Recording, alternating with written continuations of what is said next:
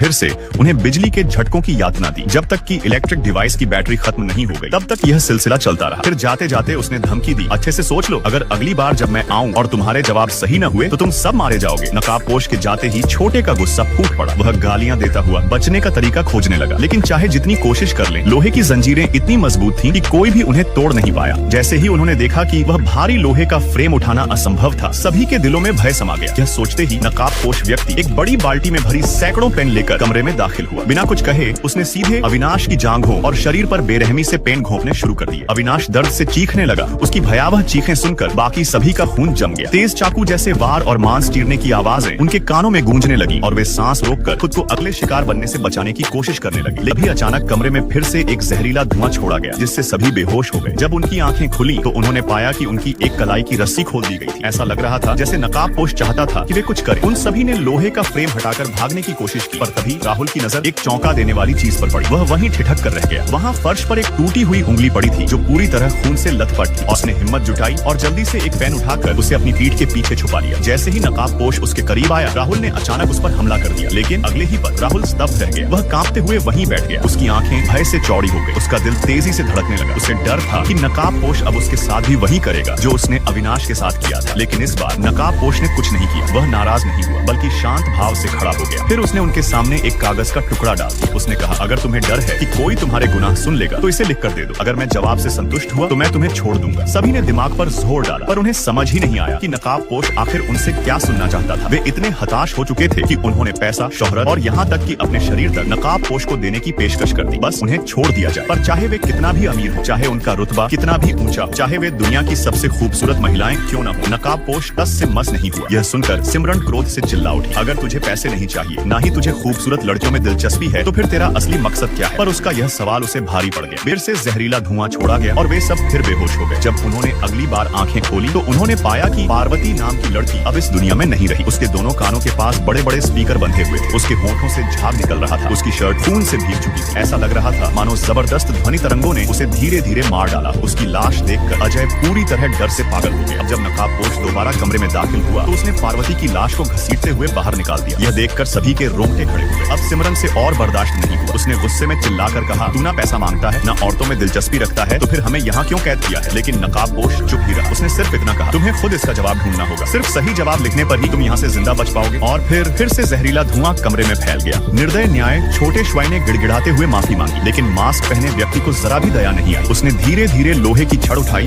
और पूरी ताकत से उसके सिर पर दे मारी। यह दृश्य देखकर बूढ़े वांग की रूह कांप उठी। वह बुरी तरह से कांप